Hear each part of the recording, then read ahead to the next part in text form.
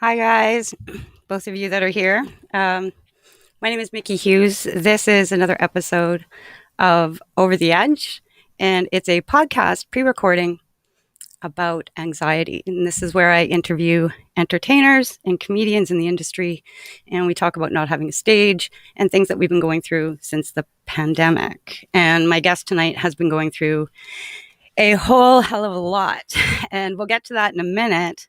I'm not sure who's been privy to a little bit of the social media drama that was going on yesterday that I'd been approached about, and I just wanted to assure I should never have to say this, and I wouldn't say this, but I'm pro vaccine, I'm pro mask, I am anti conspiracy, anti racist, I'm pro choice, LGBTQ supporter, anti genocide, pro pet adoption, anti jerks.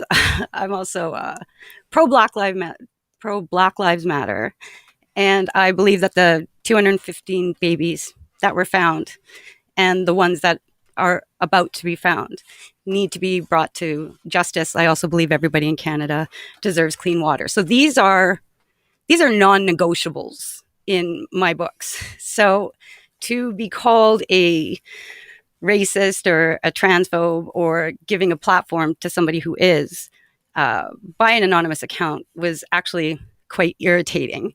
And I'm just going to mention that I'm opening up the comments, but if this guy shows up, I'm tossing him out in about 2 seconds. So this was anybody helping him, meaning Mike Bullard, is anti-trans, racist, dog whistly, and reactionary types. I'm not going to bother going into everything that the guy wrote, but it was definitely you'll see. Mike Bullard is actually on the same lines a lot of what I am. He is anti-toxic male, but he is definitely pro-alpha. And I would definitely not consider this a credible media source. I was told I'd better have a lot of media background.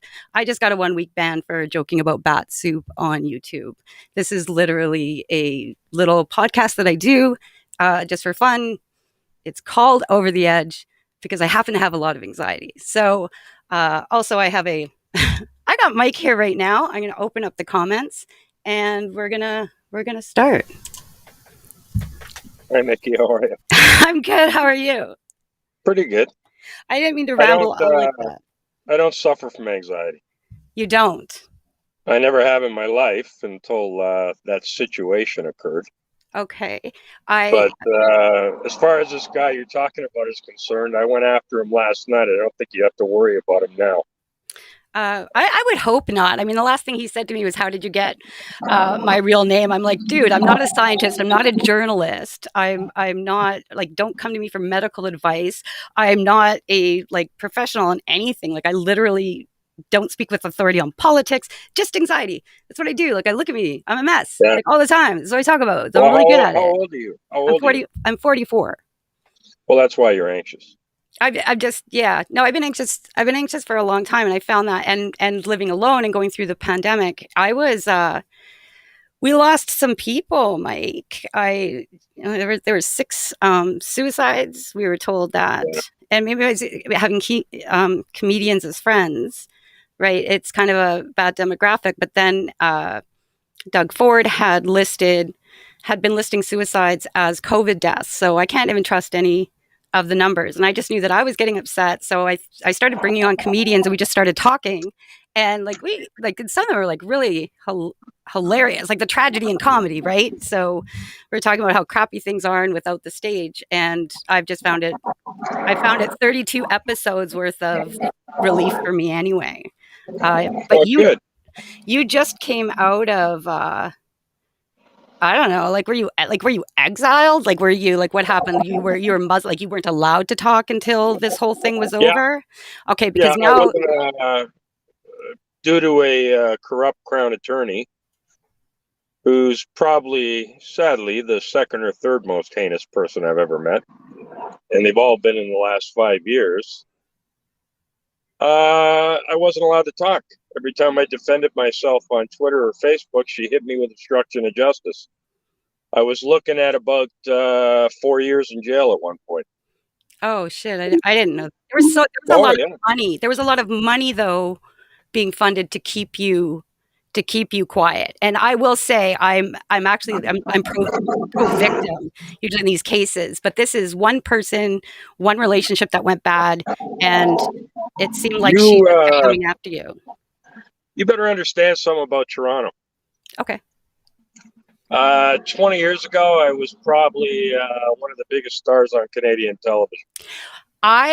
You had more numbers than Letterman Yeah, and and the Tonight Show for Canada. So that's right. you There were no taxpayer dollars, and I had 3 writers compared to their 21. you were amazing. So you outpaced them. I remember I watched you. I watched the Mike Bullard show. I watched your show afterwards, and thank you. Well, It's an honor that you're here. And I'm sorry about all that stuff that happened yesterday. I can But tell you let's about it, but the biggest compliment I ever got was from Bill Brio, and normally that kind of thing's humbling, but what he said was true. He said Mike Bullard's the only person in Canadian television history who is the same person off the air that he is on. And when you think about it, that's the truth. Other that's than awesome. Don Cherry, So what happened with Don Cherry? I will say there was I'll tell you, it's hard for me to hate him. I'll tell you why. okay. Sorry, and Don Uh, Cherry made some racist comments. You were accused of backing him, but this is when you couldn't talk about shit. So everybody just had a heyday with you, the Toronto no, I Star. didn't. I didn't back him. I said what he said was wrong. He should have apologized, but I said I'm in a difficult situation because I'll tell you how I got Don Cherry on the show the first time. We asked him to be on 3 times and he said no. So one day I was out in Mississauga shoveling my driveway and I saw a black pickup pull up, and I lived across the road from the elementary school, and a kid got out of the truck and all of a sudden the black pickup came into my driveway and the window opened and it was Don Cherry and he said, "Bullard, is that you?" I said, "Yeah." He said, "I thought you lived in Rosedale like my asshole bosses." I said, "I do. I just shovel driveways in Mississauga to make ends meet, stupid." And he laughed and he said, "Tell your people to call me. I'll be on your show tomorrow." So he came on. And then when the Conan O'Brien circus thing came to town, they called him and they asked him to be on their show. And he said, "Fuck you. I don't like this circus. I'm going on Bullard tomorrow night. And that's where I'll be if you're looking for me." And Because when Conan came to town, it was a nightmare for me. really, because I understand that with Canadian media as well, there's a bit of a hierarchy. There's a Yeah, there is, and I never catered to them. I never enjoyed them. I didn't bother currying the favor of reporters or anybody else, TV critics, anybody. but you You know, sued I them, remember didn't that. I you? remember the head of CTV, Yvonne Fitzon, who's a scumbag, said to me one day, "My friends in Rosedale don't like your show." I said, "Good." I said, "I do it for the fishermen in Newfoundland and the wheat farmer in Saskatchewan." I said, "People in Rosedale don't have TV sets, Yvonne. They hire people to come over and reenact TV shows." I said, "I have no use for the wealthy, and I never will." What happened with the fallout with the original Mike Bullard show? Because I know that ended in a I lawsuit. tell you, I just got a book deal, and I got to save it for the book. It's one of the conditions of the publisher. When people find out why I left CTV, I guess they're going to be surprised, but you have no idea how much corruption there is behind the scenes in Canadian television. You don't My pander brothers, and you don't cater, and that's incredibly respectful. I've noticed that too. When it's not always a good thing. I mean, it's cost me a lot. it is a good Uh, thing. It's a very I think it's a good thing. But well, my yeah, brother lives in Los Angeles, and he made a very good point to me once. My brother was one of the writers on Roseanne. He's the Pat executive Bullard. producer. Yeah, Last Man Standing with Tim Allen. And he made a really good point to me about 4 years ago. He said to me, "In LA, they stab you in the front. In Toronto, they stab you in the back." Okay. And he's absolutely right, because in LA, you can see it coming a mile away. And in LA, nobody steals, because if they do, they're blackballed from the industry. In Canada, I'm sure you've seen the lawsuits that are going on with Insight Productions and a couple of others over dishonesty. There's a class action suit. They produced my show. And that's the only hint I'm going to give you about why I Okay. left CTV. Okay.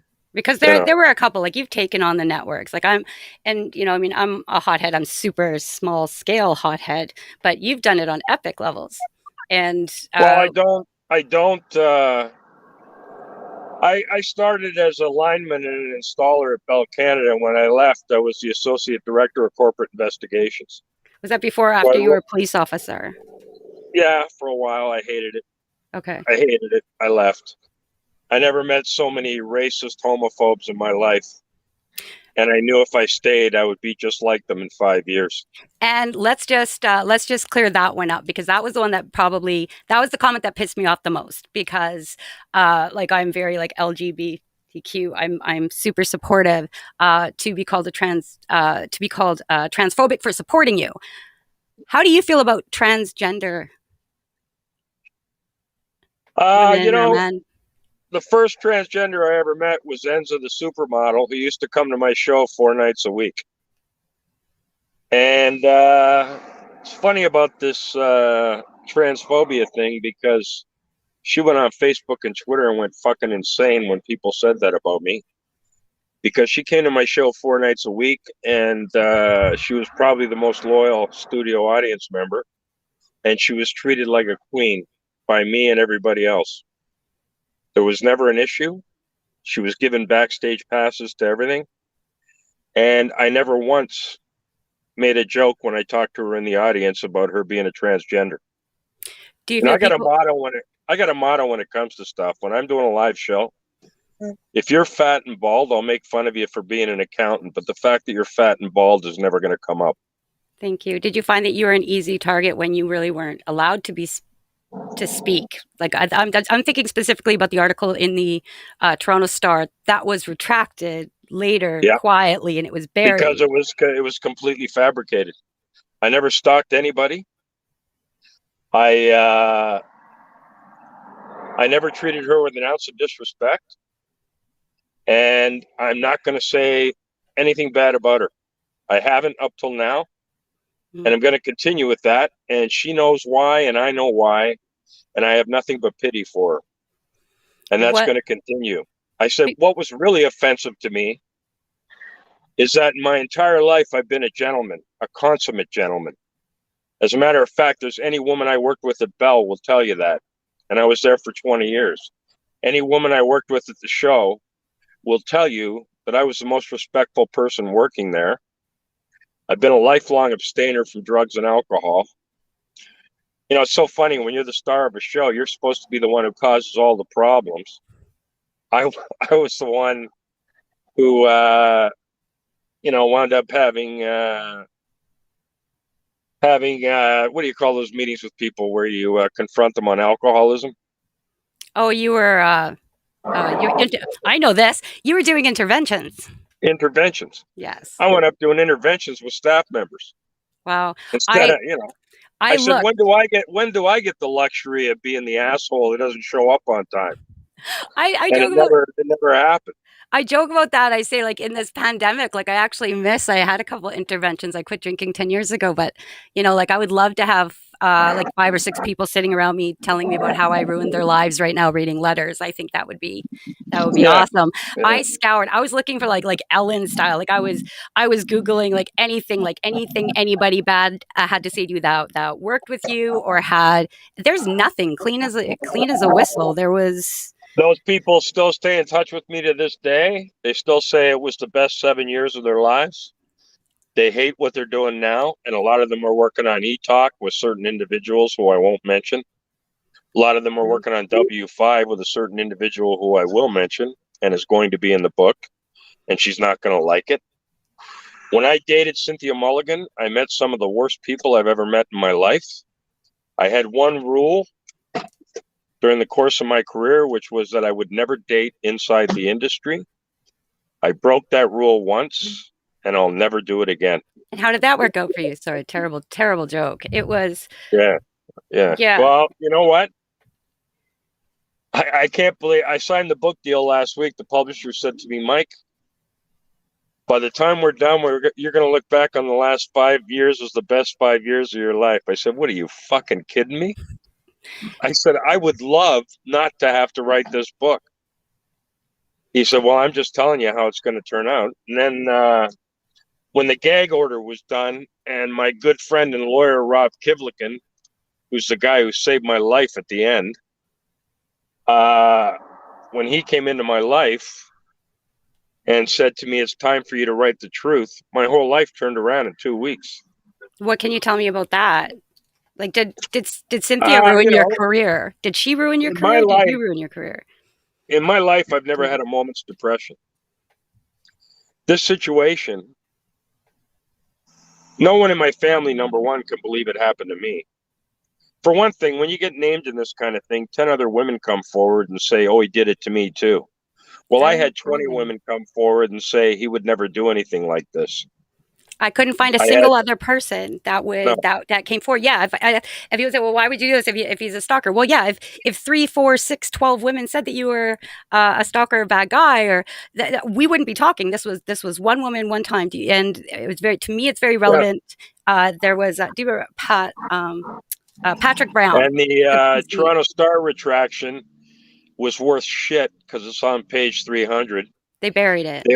They owe me a front page apology, and I want it written by Kevin Donovan. We're in negotiations now. I want it written by Kevin Donovan. And as I said to Kevin Donovan, the cops owe me 4 get out of jail free cards, and I'm going to cash one of them in when I see you face to face. Because I don't come from a family where you call the cops or sue somebody. I come from a family where you take care of it, and it's the way I was raised. You know, my grandfather, let's just say he raised us to take care of ourselves. And if I ever see him, I don't care what I get charged with, unless I get that apology. You'll take all Because the charges I'm an then. alpha. I'll tell you, I'm an alpha male. I wrote a thing about it 2 weeks ago. There's a big difference between an alpha male and a toxic male.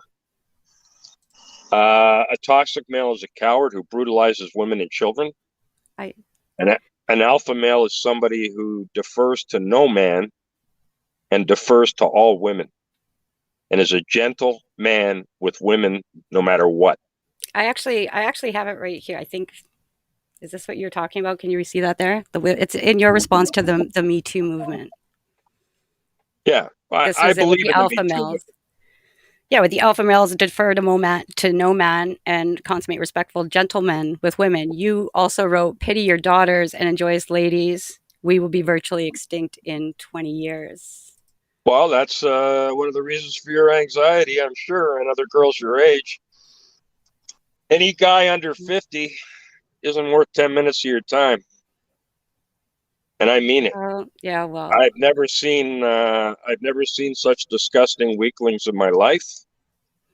My generation didn't believe in date rape and certainly did not believe in roofies. And I hear more of that stuff now than I ever heard in my life. And I think the thing they're resentful of is the fact that for the first time, women in your generation are better educated and have better jobs than the men. And I don't think they can handle it.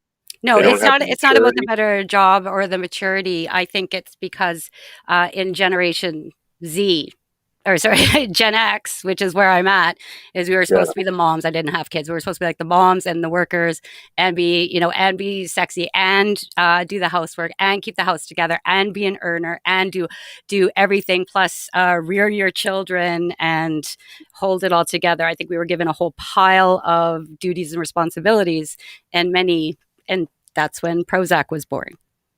Yeah. Yeah. And, you know, I didn't think I was capable of depression. I really didn't. What did And I've never, depression look like for you? I wound up with a suicide attempt. Unfortunately, all the men in my family are bulletproof. I took twice the lethal dose of insulin, and I woke up in a motel room 6 hours later, and all I was unbelievably hungry with low blood sugar, and I crawled across Highway 7 to a Tim Hortons, I need and I donut. ate 10 French crawlers, and Wow. then I was 100%. And I went back to my best friend's house where I'd been staying because I lost everything. and he's a doctor. Been my best friend since what, grade 9, I guess. Him and 3 other guys. And I injected myself with some more, and he found me. And an ambulance came. They took me to the hospital, and I had a silent heart attack. I didn't know it. Like during And then, or you found out you had one before and they recognized no, like you I had it. I during? had it when I was in the motel room. They figured, and I fully recovered 100%. So then I said to myself, "Fuck, man, I can't even kill myself. Like, what's the point?" And then I'm glad I didn't, because about 6 months ago, a friend of mine hired me in a upper management position for his company, and he just wants me here until I start the book and things start to turn around, which they're starting to do now. And it really saved my life. And we're all glad that Between you didn't because you are Yeah, very loved. between him and Rob Kivlikin and my other friends and some members of my family, not all, uh, I'll never be able to repay the debt. Nor do they say is it necessary for me to do so. Because, You go ahead. So I'm just looking at the comments and just going to monitor these in a second.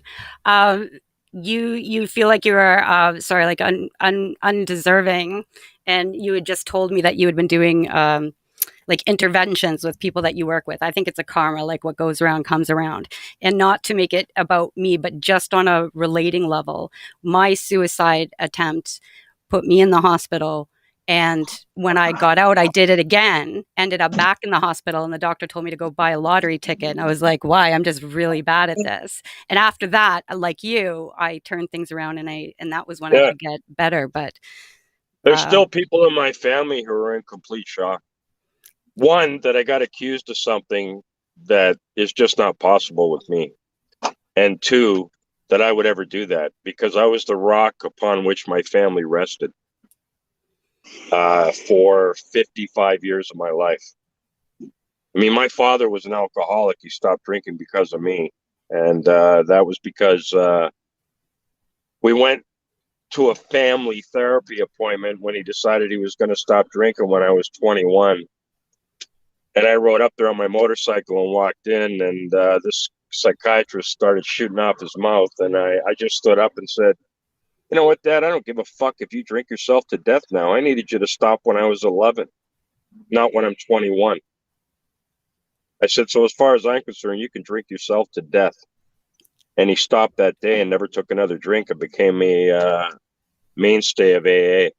was that the only like that? Like he just quit drinking and he stopped, or did he try a few times? Like I went to rehab more He times than stopped. Lindsay Lohan. Like if some people can just No, stop. he stopped cold after I Wow, said that to him. wow. He stopped cold. And I told him, you know, and if you do drink, I'm never going to have anything to do with you again. And if you get cirrhosis, don't be looking for me for a chunk of liver. You know, it's not going to happen. That's the kind of talk And you have with alcoholics, right? well, you know what? There's there's nothing worse when you're a kid. And my brother knows this. He's the best father I've ever met. There's nothing worse when you're a kid than when you have a parent who's a binge drinker and disappears for a week or two at a time. It's the most unnerving thing that can happen to a child. And my brother has taken the opposite tact. When he makes a promise to his kids, that's it. And it's forever. Mm-hmm. And that's the way it's supposed to be. And I mean, we had lots of situations like that when I was growing up. Every comic I know had some kind of family situation that made them a comic.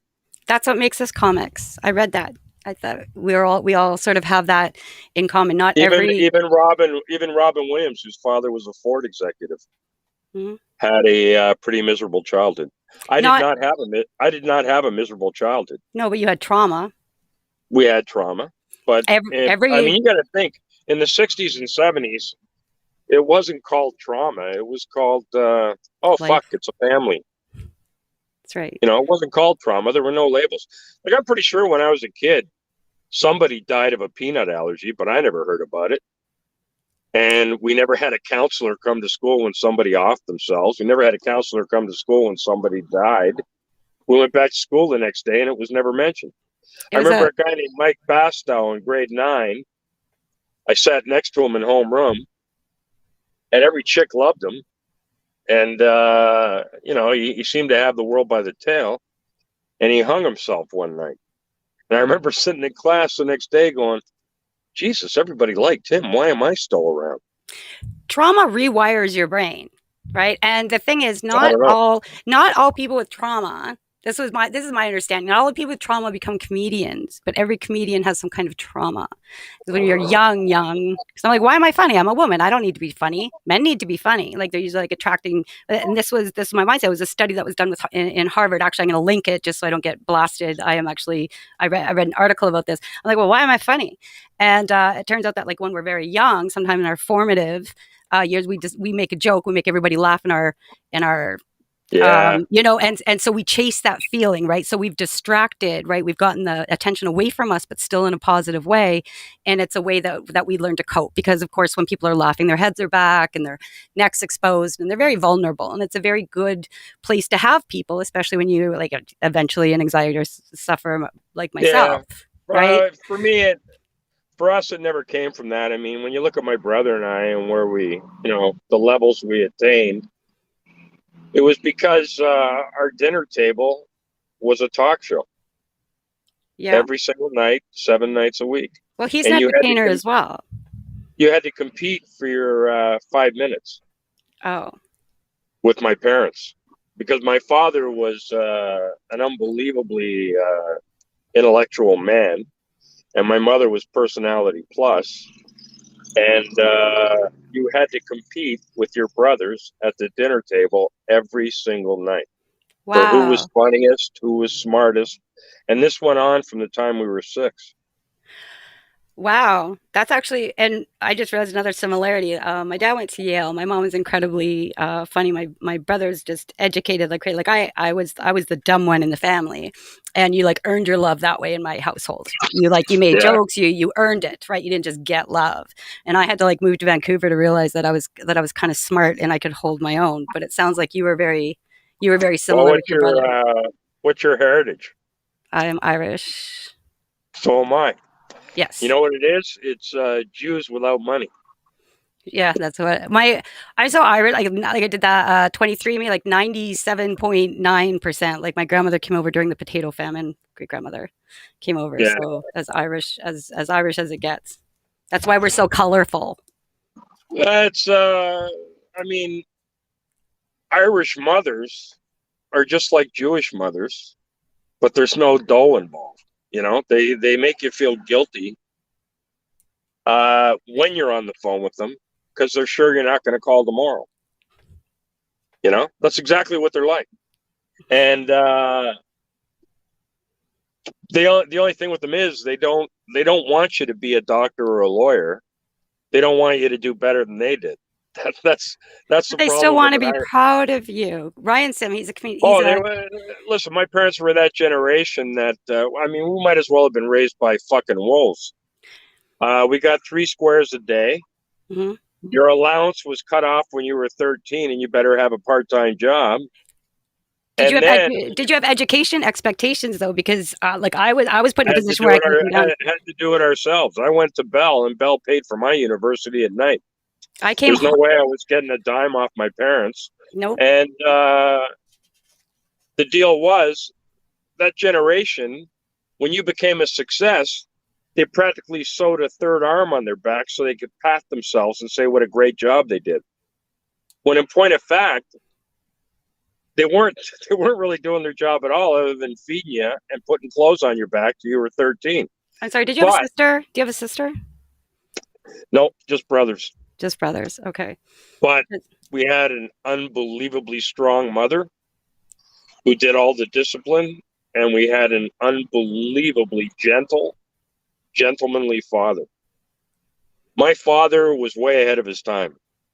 Don't go where you're not wanted. Don't ever touch a girl unless she touches you first, meaning sexually. hmm Don't ever be accused of anything. Don't ever put yourself in a position where you can be accused of anything. No matter what other guys are doing, you step in and stop it. And that's the way we were raised, and that's the way all my best friends from high school were raised. We were all the same way. That's I wonderful. mean, we went to Arendelle in Mississauga, couldn't get laid to save our lives. And then 20 years later, we find out if we'd driven half a kilometer south to Clarkson Secondary School, we would have had our brains fucked out 5 nights a week. Oh, that's But, beautiful. I've got Ryan but we didn't Sims. know. Ryan Sims here. He's a comedian here. He wanted to know when you knew that you wanted to do comedy full time. When I was 15 years old, my brother and I stayed up and watched Johnny Carson every night. After my parents went to bed, we snuck out of bed and went into the family room and turned on Johnny Carson. And when I was 15 years old in grade 10, I told everybody I was going to have a first successful late night talk show in Canada. Okay. Everybody said I was nuts, and they laughed at me except my dad. That was one good thing about my dad, even when he was drinking. He said to me, "You can be anything you want. If that's what you want to be, do it." So my brother started out at amateur night at Yuck Yucks. I used to write stuff for him. And then when he left for LA in 88, I did amateur night. And I got on to pro nights pretty fast. And Mark Breslin says it himself. He always says Mike was smart. Never wanted to headline, always wanted to MC. And the reason I did was because you don't write material, you wing it. And all I was using it for was practice for a talk show. Were you competitive? Yeah. To the point of unhealthy. Who was funnier? Oh, really? Who was funnier? Yeah. Like in a stand-up, like 5 minutes against 5 minutes. When it comes to winging it, everybody says nobody tops me. But, the deal with him is when it comes to writing comedy, he's fantastic. When it comes to being the head guy in the room on American television shows, he's unbelievable. And he knows how to play the political game. The difference between me and him is I won't play politics. I don't care who you are. My last day at CTV, I nearly punched the head guy in the mouth. Okay, I was going to say, do you miss CTV? That was funny. I was just thinking about, like, what do you miss about CTV? I don't complain about Canadian show business, because if you're complaining about Canadian show business, you're complaining about the people who come to see it. What I complain about is what goes on behind the scenes that people aren't aware of. Okay. And when you reach the top of the mountain in Canada and you're there for 7 years, when it's over, you're still going to have to get a job. Do you feel that you've made the change? Here's what I believe. Here's what I truly believe, and I'll tell you, nobody can ever say I'm wrong. Okay. Failure in the U.S. pays better than success in Canada. Can you elaborate on that, please? You can have a show that's canceled after 7 weeks, like Chevy Chase did, and you get a payout of $7 million on your contract. I don't think they do that here. I was on for 7 years, and the most I ever made was $500,000. Wow. So by the time you paid your agent and your income tax, there's no way it came even close to what they make in the U.S. My budget for my show was about 4.5 minutes of David Letterman and Jay Leno. It would have covered 4.5 minutes of their show. Ryan says that's a great quote, but a scary message. I know that there's some comedians here with Canadian comedy in here right now that want to listen. 1, because you're successful. 2, because you're old school, and 3, because comedy is actually is changing. And like, I'm glad you're writing you're writing a book. You've got your podcast. Are you making any changes yourself progressively for the differences that are now politically correct between now and 20 years ago? And I'm bringing this up just because I'm pro cancel culture a little bit, not over the top. I don't think we should replace mom with like birthing parents. I don't think we should cancel the Muppets. I think a lot of that's gone too far. But a quote of yours, which was like fuck woke. I'm hoping the understanding is that either you don't understand what woke is, or I don't understand what woke is. And I don't. When I say fuck woke, I mean, you and I talked earlier, and you said woke is women getting paid the same money as men. Sorry, And my argument feminism is and no, woke. no, it isn't. Sorry, And I meant two different. I apologize. Sorry. no, I'm, no, I'm oh, not asking you to. But what I'm saying is, equal pay for the same job is a right, and it should have always been. And to me, that's not woke. To me, you're not woke when you walk up to somebody you disagree with and call them a Nazi. I think feminism is about Antifa. women and I think equality. Woke is about people of color and to me, to minorities and more of a sensitivity. Uh, Actually, I'm hoping somebody will jump on it and help me with this. To my understanding, it's a sensitivity and inclusiveness, and the willingness to pull back from being offensive and things that we were okay saying before that just aren't okay anymore. And I'm not just talking about like cancel culture. I'm not talking about um, like that broad of a term. I'm wondering if you have changed or are changing any of your ways no, or no? no, because I haven't got a racist bone in my body. I haven't got a Mm. homophobic bone in my body. No, and I haven't seen anything to verify that either. I was just, You're right, and you won't. What and I you'll didn't. see is liars. What you'll see is liars saying things about me. They're the same people who said, "Remember that time we did coke together at Grumpy's Bar in Montreal?" No, I don't, because it didn't happen. Mm. Remember that time we got drunk together at Club OV's on the Queensway? No, I don't, because I haven't had a drink since I was 18 when I You're threw up blood and never touched alcohol again. you're a legend. Everybody went to Woodstock. Everybody did coke with Mike Bullard. Like it's just those are just Yeah, the stories. those stories are bloody ridiculous. And I have never dated an age inappropriate woman. The Okay, I most didn't I'll read go anything. is the most I'll go is 8, 9 years younger than me. Okay. And I didn't start doing it till I was in my 50s. I have friends who in their same age as I am who've dated 28-year-old girls, and all I've done is point out to them how patently ridiculous they look to the point of Well, perverse. here's the thing: is like they're both. It's an arrangement. It's an arrangement. If a guy's going out with some, much younger, much good looking, he's with her for a reason. She's with him for a reason. I don't know Usually, about that. and it's between the two of them. I mean, I have had friends who are dating girls who are 20 years younger, and girls your age are seeking out guys my age because of the guys your age. Because we have no issue with who we are. We know what a man is. Hmm. And we're the last generation to know that. We're not the greatest generation, but we were raised by the greatest generation. Therefore, we're the closest facsimile. And I mean, like I said, alpha male versus toxic male. Huge difference. Hate the fact that alpha males are being lumped in the same category.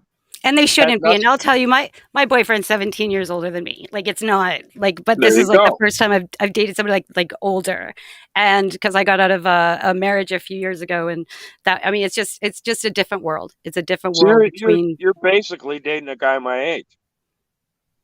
maybe, I Well, guess, you yeah, are. yeah, I could yeah. do simple math. I could do simple math, Miki. I can't. I spent most of my life in finance. I'm really bad at it. Have you like? Yeah, but and there's a reason you're doing it. And you know, we hold doors for women. We also treat them with respect, and we also respect their intelligence. I'm treated. And I'm. have I will no say I'm issue treated well. I'm treated. and we I'm have treated no well. issue whatsoever with losing an argument with a woman based on logic. I didn't understand the difference between toxic masculinity and alpha males until this year. I kind of lumped it. I Well, couldn't it's because differentiate. are you with an alpha male? You probably are. Yes. Yeah.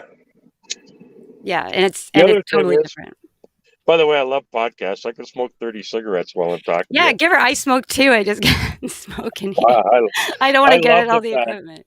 When I first started the show, I used to smoke in the commercial breaks till some fucking asshole audience member called the bylaw people and they came to the show one night and fined me $1,000.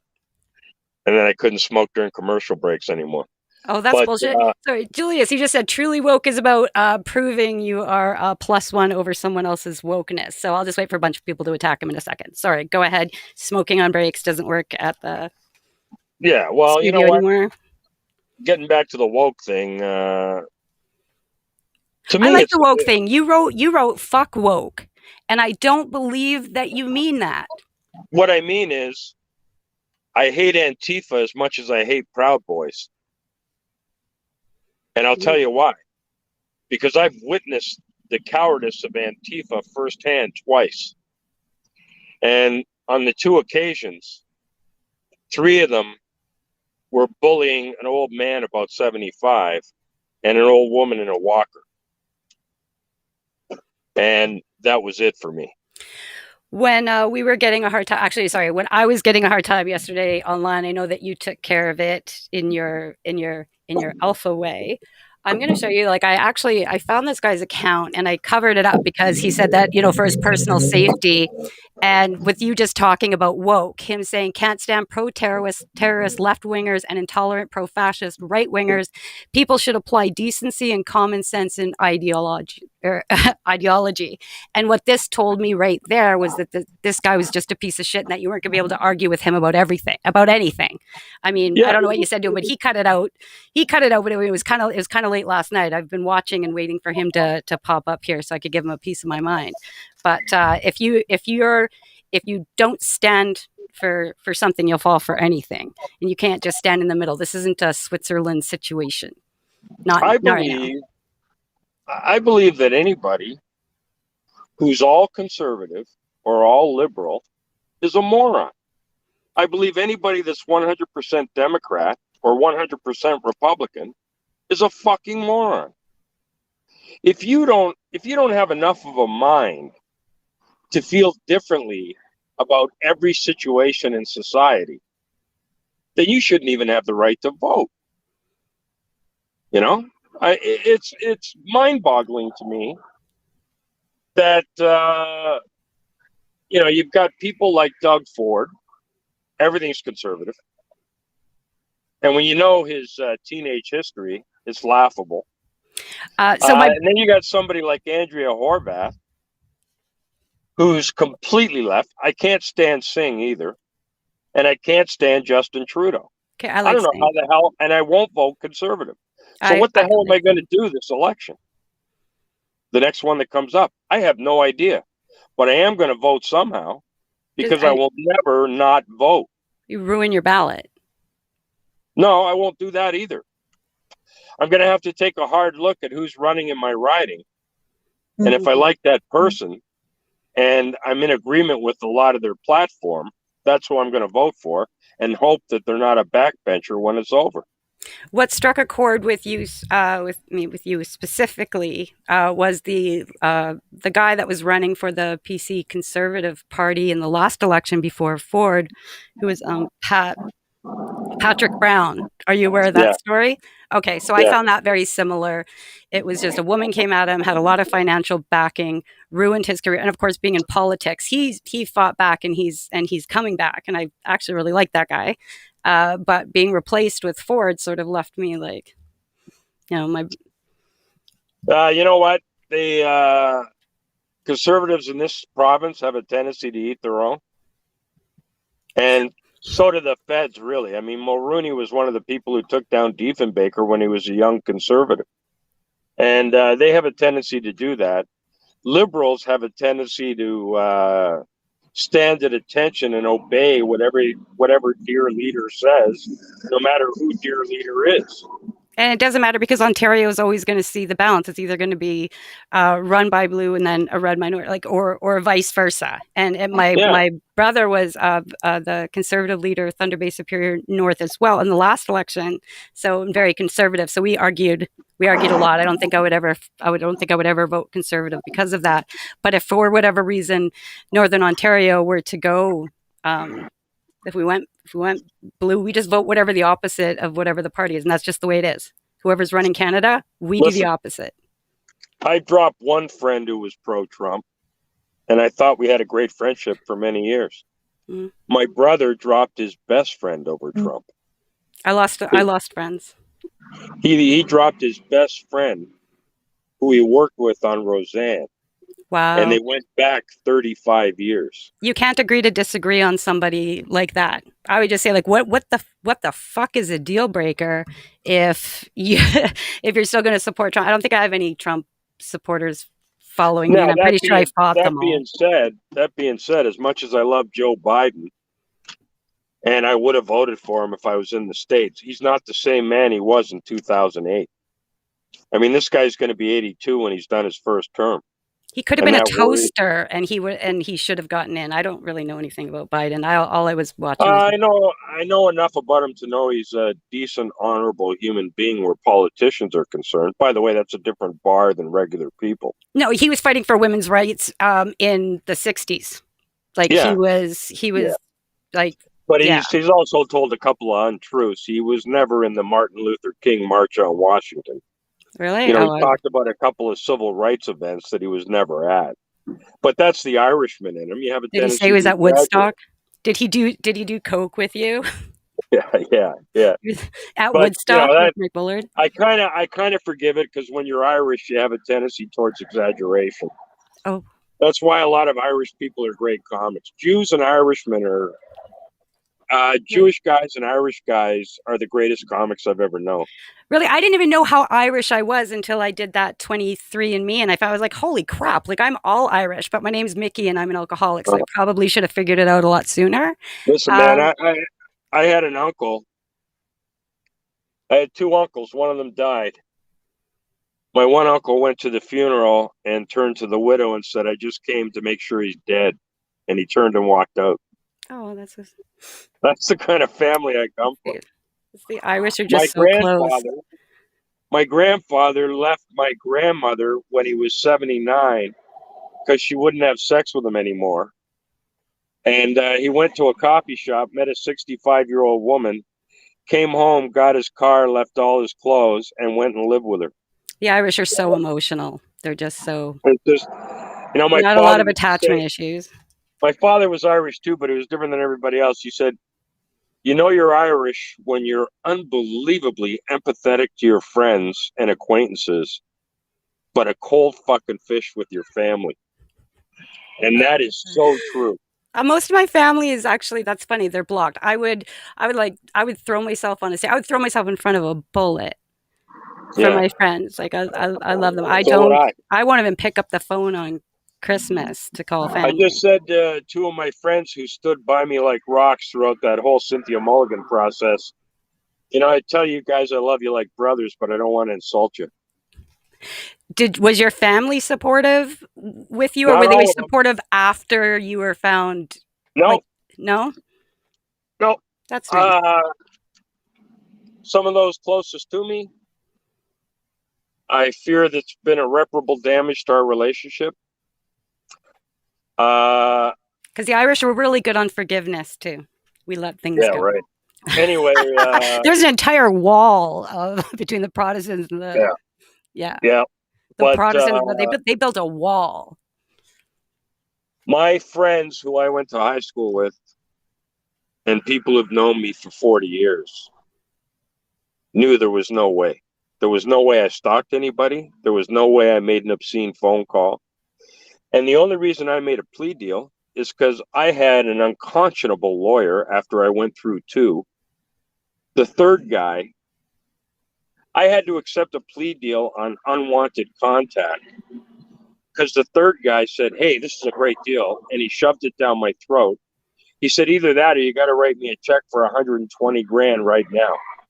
And the public went crazy, and it all depends on what side. Like, if you watch, like, to catch a murderer, to frame a murderer, whatever that one was, that kid did a confession. I was like, oh, it's he was coerced into it. Mike Bullard does a confession for a plea deal to stay out of jail, and it's like, oh well, I guess he did it because he admitted it. And No, I didn't admit to a thing. And the judge, what they didn't print was that he said, "Mr. Bullard, you've admitted to me that you contacted her. I heard tape of it. You were a consummate gentleman every time. And you contacted her because her cameraman, Jamie Tumulty, was running around town telling people you stalked her. Now, what I did was call her politely and ask her to have him stop doing that. Then what was the contempt about, if you don't mind me asking? Because I know Chatelaine wrote that That article, and Crown that was charged shit. me. That Crown charged me with obstruction of justice, contempt, breach of bail, because she followed my social media, and every time I defended myself, I got arrested another time. I was arrested 6 times, and I spent about 8 nights in jail. Would this have happened if you weren't Mike Bullard? No, it wouldn't have, and Was everybody knows it.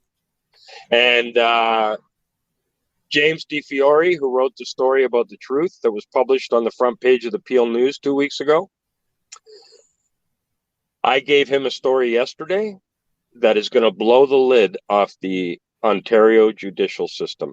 I When you find out how judge only trials are done in this province, people are going to lose their shit. I posted a And couple of links about that podcast, the UnTrue crime.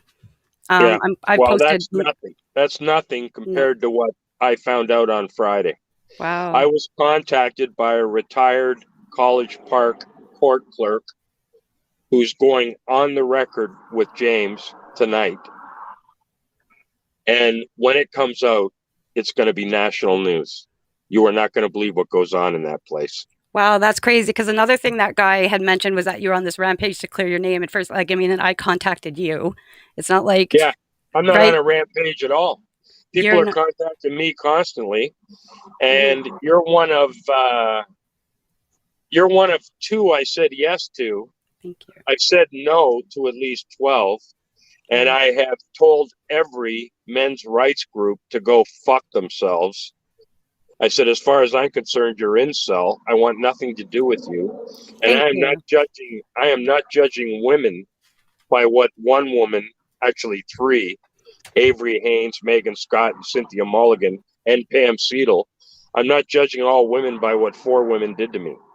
Pam Seidel perjured herself in court, and she paid for it with her job. And Rob Kivlikin is having my conviction overturned. And when this thing comes out that James is talking to the guy about tonight, there's going to be some people losing their jobs. And they deserve to. Because when this guy told me what he told me on Thursday, my jaw hit the floor. And that doesn't happen. Because I believe the worst of everybody. And when I was told what goes on in that courthouse and Old City Hall, I couldn't believe it. I nearly had a heart attack. It also means that the pendulum hasn't swung so far. I mean, that you are going to be like, people are just going to presume that you're guilty because a woman said that you were stalking them, Let them presume right? what they want, because it's a different story now. The truth is out there. Let me ask you this. And I've asked everybody this. Okay, I got So some questions I asked everybody too. I put out that thing on Facebook 12 weeks ago. I did Dean Blundell a week later. I did it again the week after because his audience numbers were never that high. He asked me to come back. I have that Guess, attached to this right now in the comment section in the description is the Blundell yeah. link. So it's been 12, 13 weeks. Rob Kivlikin, one of my dearest friends and lawyer, guess who he hasn't heard from? He hasn't heard from a defamation lawyer for Cynthia Mulligan, Avery Haynes, or Pam Seidel. They He said hasn't this. heard from a lawyer for the Crown Attorney, Megan Scott. You know why? Because every word I said is true. And the majority of them are blackout drunks. But is that how that works? I'm sorry, just educate me here. So she had accused you, to my understanding, was a preemptive strike, and not anyway. So then It was a you did a slap, what they call like that, like the slap lawsuit in retaliation, and then because that Chatelaine interview, every word of it was fiction.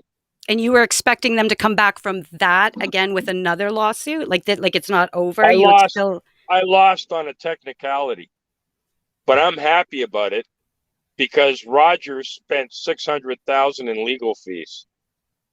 So to me, I don't care. Why I was there didn't so want much any money money in going after you for this? Like because what? they used 4 Bay Street lawyers against my one guy, Joe Villeneuve, who unfortunately died halfway through the case in a motorcycle I'm accident. sorry to hear that. And then it was 4 of them against Asher Honickman. Would who's a this have great guy, who's also a great lawyer. would And they wanted me to pay their legal fees. That didn't happen. And they're out about 600 grand. And between that and what they spent on the rights to the NHL, Rogers is in big trouble. would And this have you know what? happened I if don't you if would this have happened if you weren't Mike Bullard?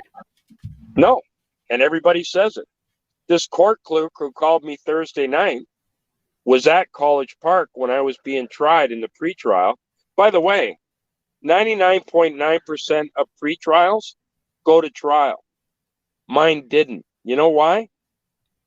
Because the judge took the Crown and my lawyer into chambers. And you know what he said to them? I don't believe a word that came out of Cynthia Mulligan's mouth. He said, she's not credible. And he said to the Crown attorney, when you get out there, you're going to drop every charge against him except the one he admitted to, which was polite contact.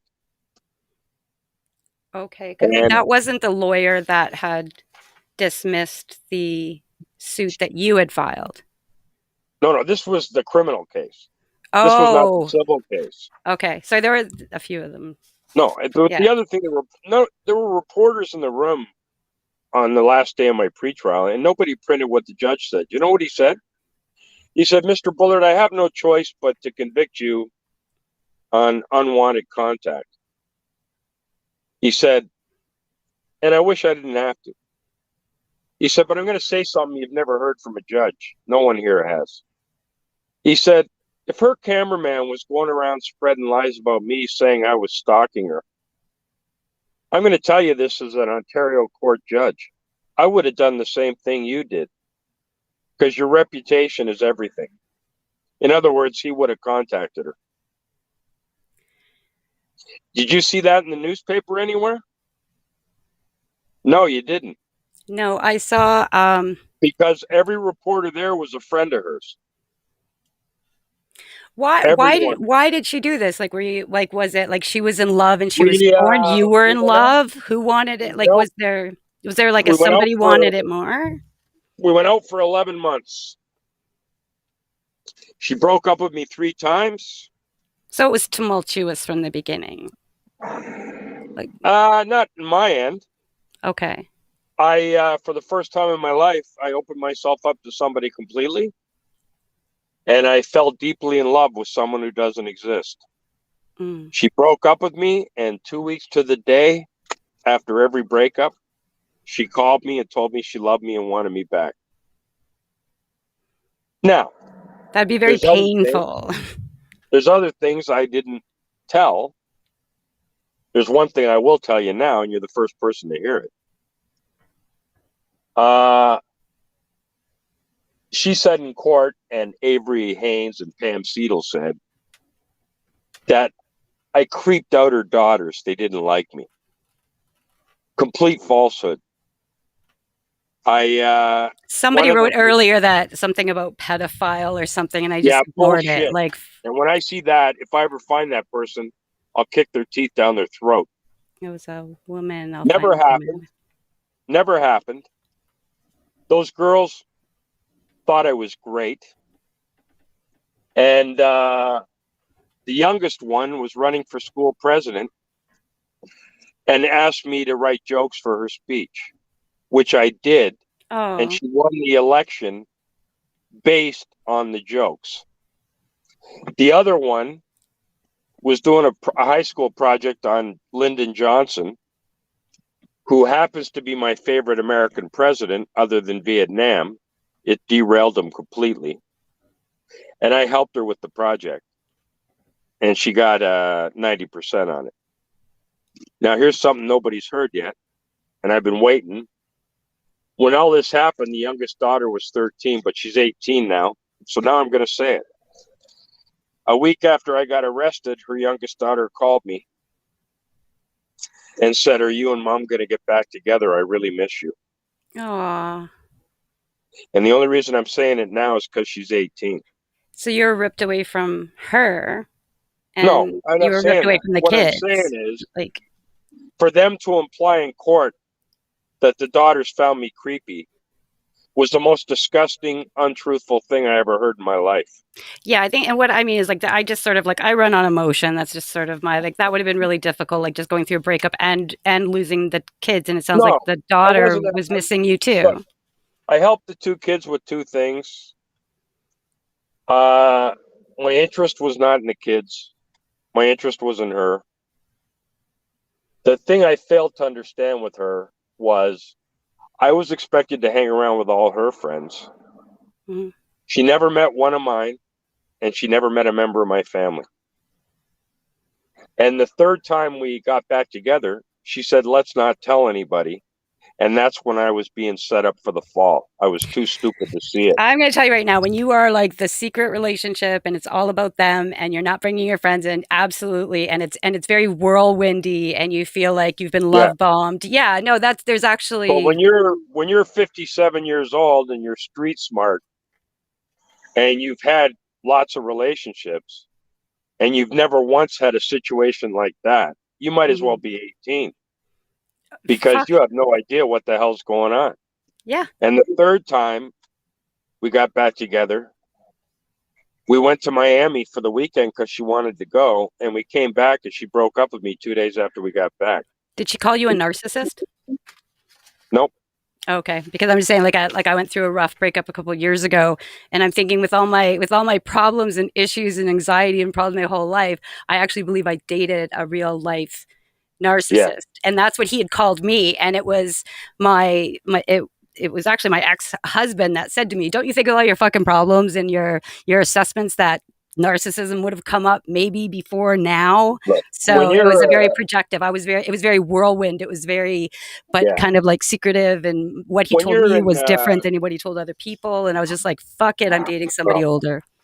when you're in entertainment, especially stand-up comedy, that's the cheapest shot your partner takes. It's the first one, and it's the cheapest one. I was like, you have no idea how much of a loser I think I am. Well, I'm not talking about uh, you know, ideas of grandeur. I mean, I'm only doing this because the internet is the introvert's playground, and we were in a pandemic, and I was Yeah. lonely. Right? But the That's other thing not. is when you're in a job, let me tell you what stand-up is. Please. It's taking 300 people in a room and manipulating them to your point of view. That's what stand-up comedy is. That's what comedy is. It's incredibly, you're disarming people. You're making them laugh, and Right. you're and people like you when they're laughing. Now, if you're in a healthy relationship, your girlfriend, your boyfriend, your husband, or your wife knows the difference between you on stage and you off stage. You're two different people. Yeah. If you're in an unhealthy relationship, they think that person on stage is the same person they're going to bed with every night. And you better get the fuck out of that relationship as quick as you can. Hmm. You know, she never came to see me perform. Never. Really? Nope. I had probably 19 corporates, and I was at Yuck Yucks 40, 50 times while we went out. Never once. Never once. When you started And the dating, were third, you like, was she like a super fan? Like, I understand, like, it started off on a tweet or a Twitter. You're like, hey, I'm a fan of yours. Like, was she like, I'm a fan of yours? no, we Or, were set up by somebody who said to her, Mike Bullard's completely different than any other guy you've ever been with. He's not like any guy I've ever met in this business, and I think he'd be perfect for you. you seem very calm. And but when I went out with her, I mean, I fell so hard that she told me about 9 relationships, including a marriage she had that failed, and I should have in my head gone 9 fucking relationships. Be careful of people that say everybody that they ever dated was as a Everybody, disaster. That's the biggest fucking. How do you now ask? How do you get along with your mom? How do you get along with your exes? And if you have yeah, children, how do you get along with their mother? And if they say, everybody's crazy, bitches be tripping, I'd be like, you know what? Bye, yeah. because pretty soon I'll be a bitch that's tripping. Yeah, I'll always admit to what I've done that's wrong, and even in my marriage, I was a fantastic stepfather, but I was a terrible husband. How long were you married? 17 years, and I would say I was married 15 years too long. Wow. Okay. And the big mistake I made was marrying somebody who was 5 years older than me. And the generation gap between her and I was worse than the generation gap between me and her kids. That might be upbringing too. I mean, I was married for 8 years, and I was with him for 8 years, and I was cheated on for 7. So Yeah. looking back Well, on, goes to look, show. when we got divorced, I paid through the nose because I felt guilty because I did fool around. Okay. But I was never truly in love with her. Yeah, I really like, I got everything. I was really good I at the really divorce. liked her kids. I really liked her kids, and I wanted them to have a better life. And I was under a lot of family pressure because my parents knew her parents. And I mean, my last words to her, I mean, I had to finally tell her, look, I don't love you. But basically, what I said to her, my last words were, hey, if I knew I was going to get a TV show, I never would have got married to begin with. But Jesus, what? hell, I had to.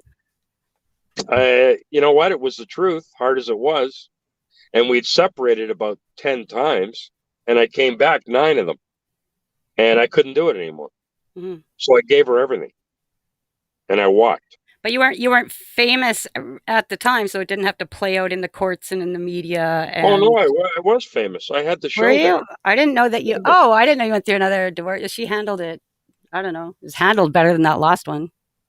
Yeah, she did because she knew I was a bad husband but a good man. Okay. And I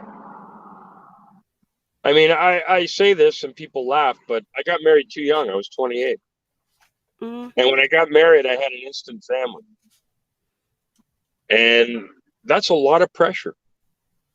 That's a lot of pressure when you're 28 years old. When you get married and you have a 9-year-old and a 7-year-old automatically, hmm like that's a lot of pressure. Believe me, you have no idea.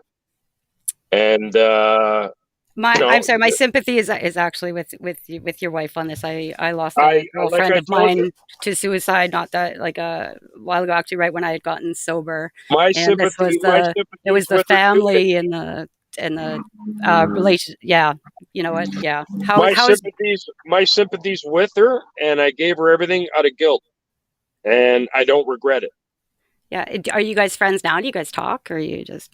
Can't really because if I saw her tomorrow, she'd want to get back together.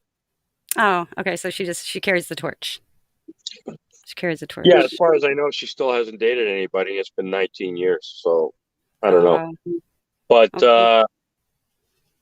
you know, the one I do have a regret. I gave up the love of my life 6 weeks before I met Cynthia Mulligan, and You should call her up now and be like, hey, like some stuff happened. I don't know if uh, you heard about it. she's moved on, and believe it or not, I've been with a couple of people since. And the problem for me now is if I see anything unusual, I'm gone now. Everything's a red flag. Well, because now you're going into a relationship with other people who are roughly your age, and now you're not coming into it as like an 18-year-old. You got a lot of we all got a lot of fucking baggage that we're bringing in with us. Now you got to get Well, like there's so much more to unpack. a friend of mine said to me, "Hey, man, you fuck crazy when you're 20. You don't do it when you're 56." Yeah. And I said, you know, but look, I don't like to diss her. I have my reasons. As far as Avery Haynes, Pam Seidel, and Megan Scott, and Jamie Tumulty go, and Kevin Donovan, they're the most heinous, disgusting people I've ever met in my life, along with a couple of other city TV personalities. I bore witness to some disgusting things when I was dating her. You people sit at home, you watch reporters on TV do a heartfelt story. If you knew what these people were really like and the comments they make afterwards on their own time at a party, you would be disgusted. Do you feel that's different in a police department, in a car dealership, because I No, just think people are deplorable in large groups if you've got a toxic group of people. So do it's you not. think Yeah, it's different because you're on TV pretending to be somebody else. A lot of news reporters in this country are the greatest actors in the history of this fucking country. When they pretend to care about the people they're talking about or the story they're doing. I know a bunch of comedians that get on stage and pretend to be happy. Well, that's a different thing. You're not hurting that's the anybody performance. else. True. Yeah, They you're just not hurting usually hurt anybody else. themselves. You're not hurting anybody but yourself. What are You know, you? these people. I mean, I'm reading all kinds of things about Canadian media now. How people don't trust them because Trudeau bailed them out, and now they're all pro Trudeau and da da da. I got news for you. You can never trust the media. Well, you could until probably the last 6-7 years, but these people are malignant narcissists. I never met more malignant narcissists in my life than I did in the 11 months I dated her. Do you feel that news has changed then? Because okay, so you did talk shows. Like I'm not looking at like the All daily they show as care like a about, news as a news thing, right? But now I'm seeing like if no, something's politicized or like the pandemic or the information that we're given because it's funding and there's a lot of money behind it now. It's not just reporting on the news and the traffic and no, all there's of this. not a lot of money behind it, and they're all worried that they're going to lose their jobs now. Hey, I there's no mean, money behind it. you saw what happened after Bell Let's Talk Day. They laid off 300 people, Yeah. most of whom Let's were on let's air talk about the personnel. people that are going to kill themselves for losing their job during a pandemic. No, that's like Dove having a campaign for real beauty. I Like will you're never work. peddling shit. Bell Media could come to me with $1 million in a paper bag. I will never work for them again. The only thing And I liked about them, they did get it right. They got one thing right, and they got everybody talking about mental health on one day. Even if they treat their employees like shit, we can talk about how they treat them, and they should pay them more and not fire that's them. right. But everybody's sharing their Yeah. stories. Everybody's sharing. Yeah, there's And semicolon project.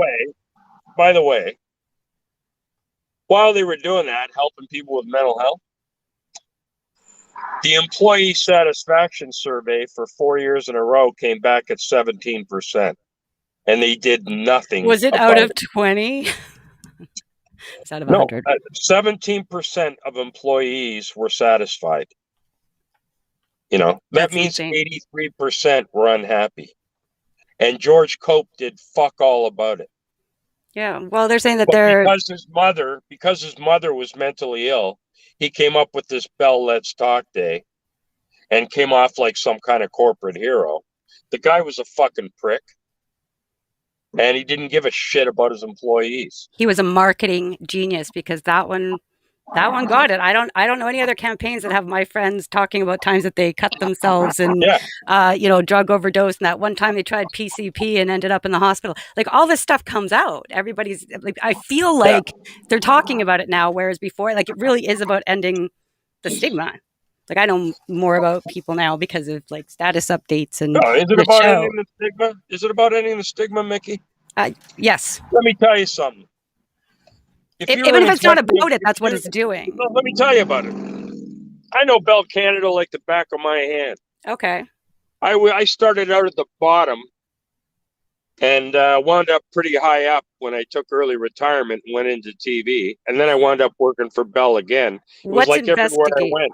What's the It was like, investigative part that you did with Bell? Like, what was your job title at well, the I end? don't want to get off topic. Let Oh, me okay, finish this okay. Oh, first. sorry.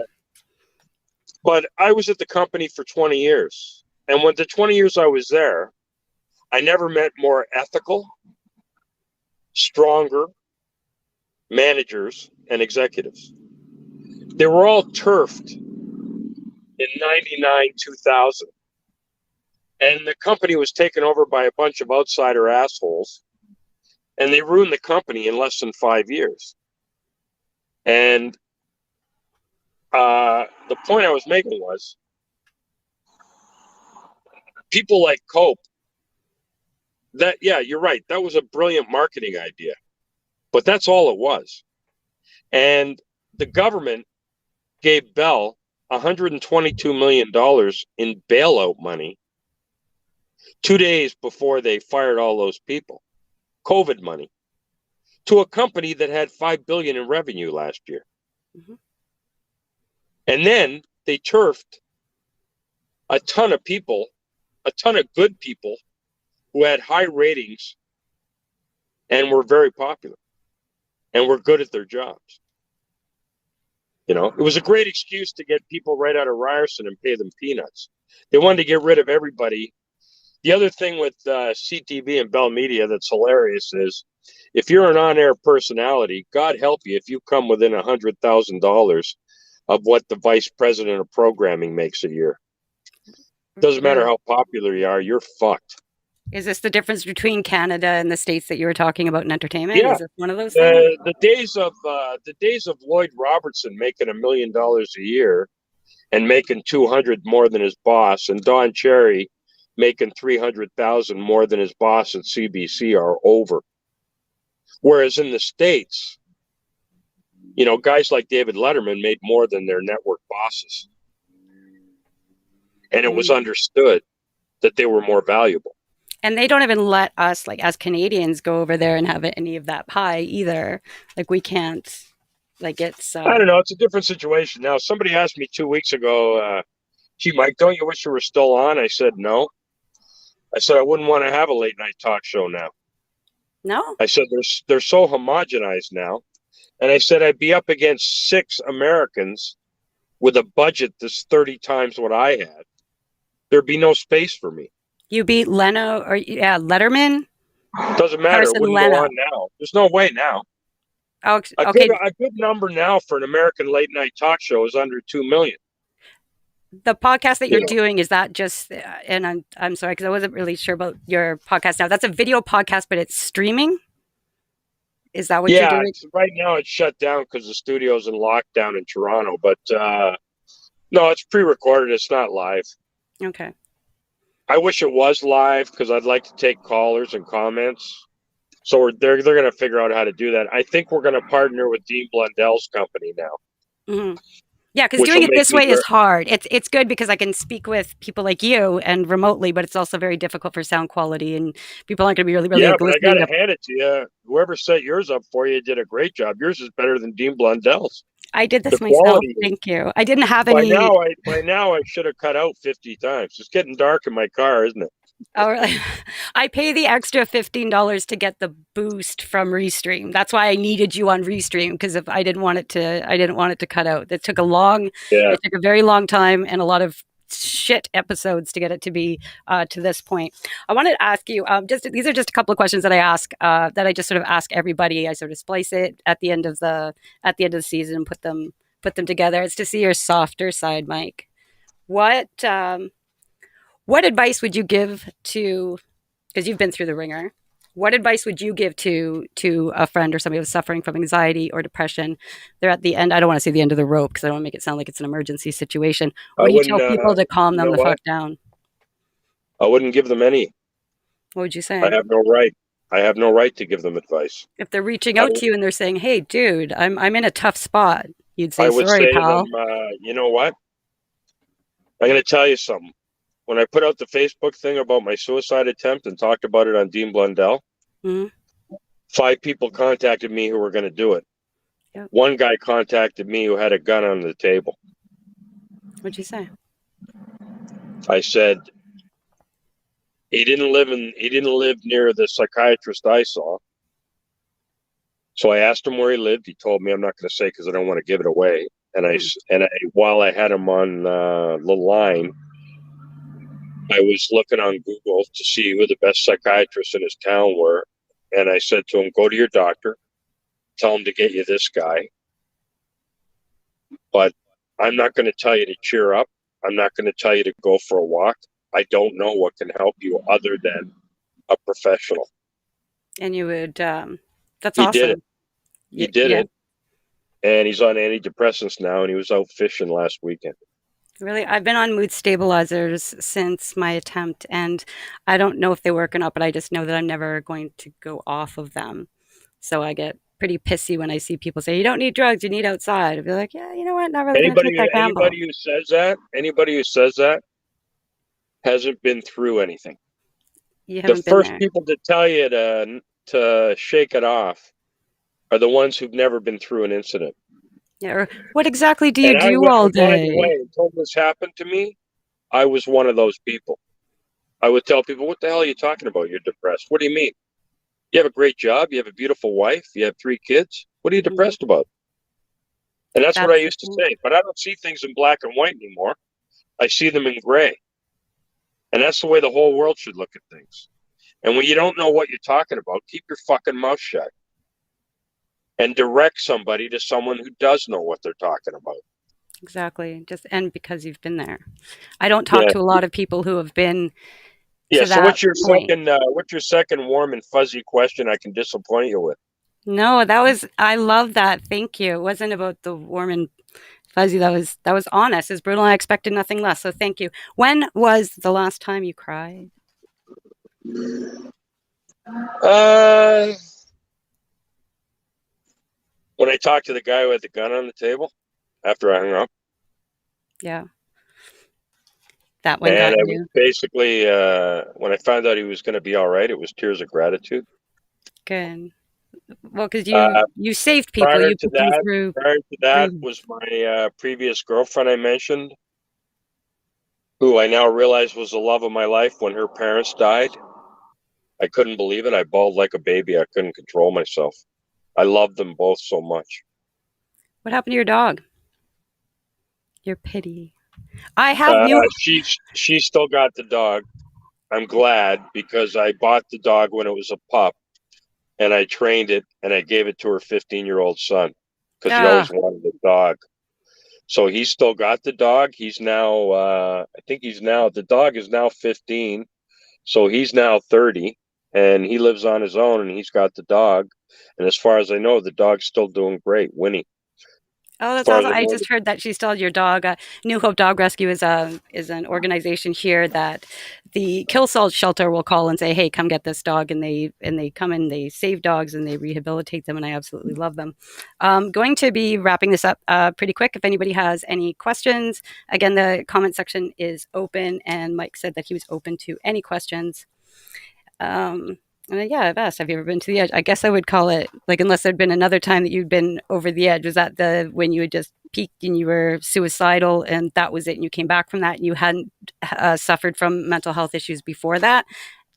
no. Are you okay now?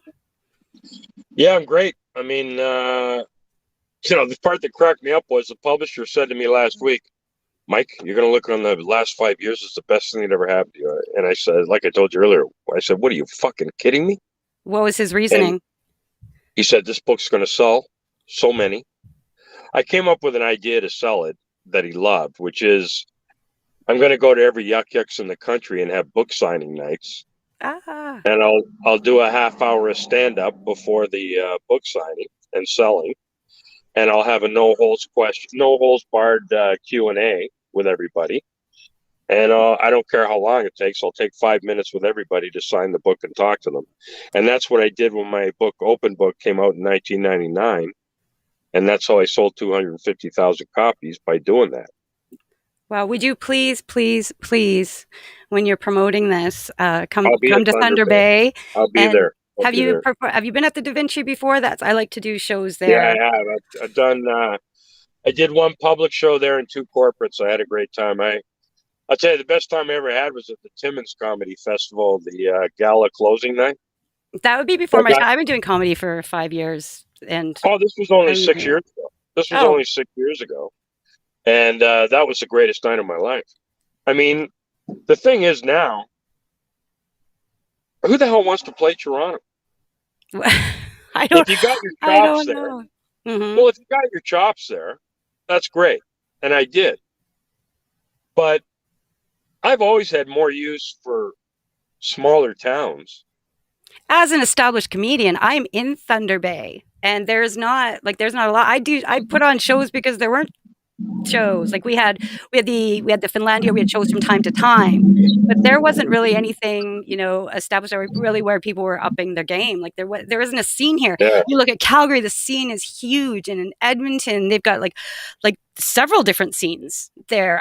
You have Vancouver, just Toronto. That's why you got to get out of Toronto to truly appreciate the country. I think when this is And over, I want to get out of Thunder Bay and get to a city where I can do comedy and uh, get my chops like when you have. it's over, Mickey, you shouldn't care where it is. You should just care that you're doing it. I can't wait to be in a room. I'll tell you, I emceed SARS Fest with Dan Aykroyd. It was 500,000 people, and I killed, and I loved it.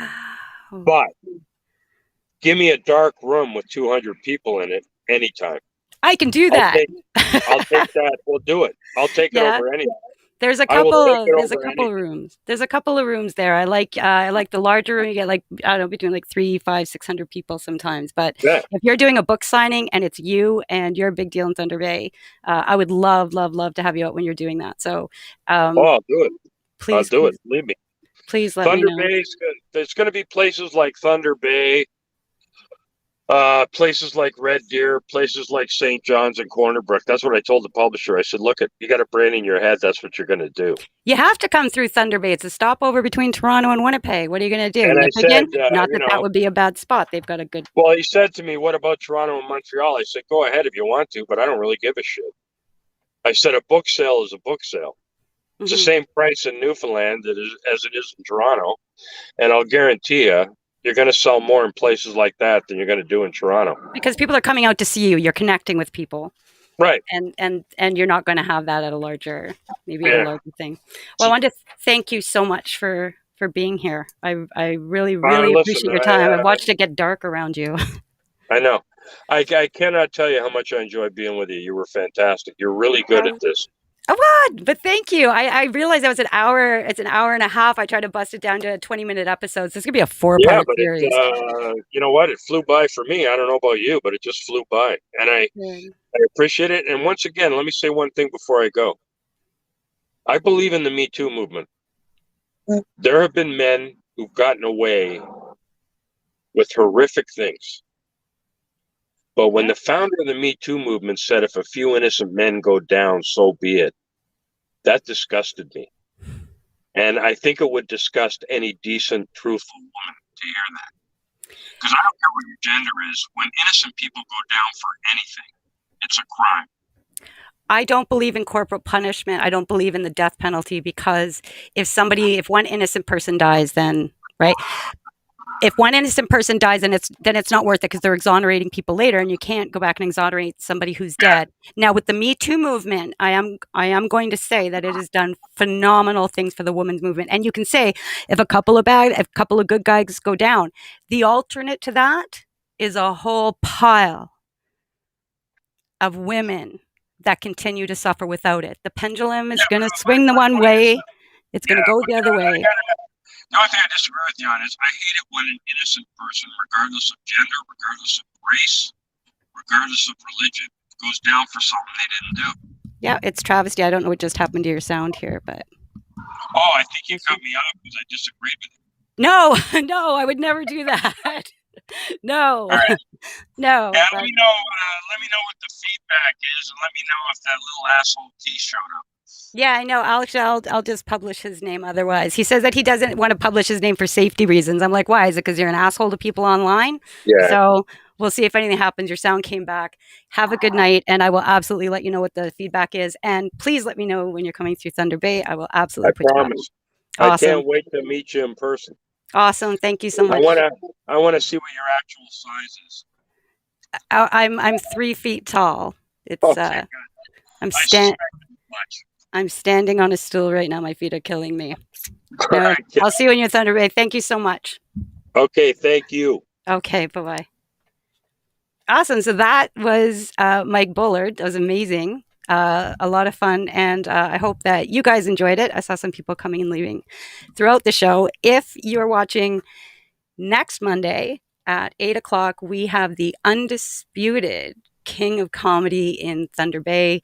That would be Ron Konudsky. And I know that he's got some giveaways and stuff, and he has his own platform as well. He's doing his own TikTok. So we're going to join forces for an hour and talk about everything comedy and everything that's been going on with him. So it'll be actually kind of nice to get to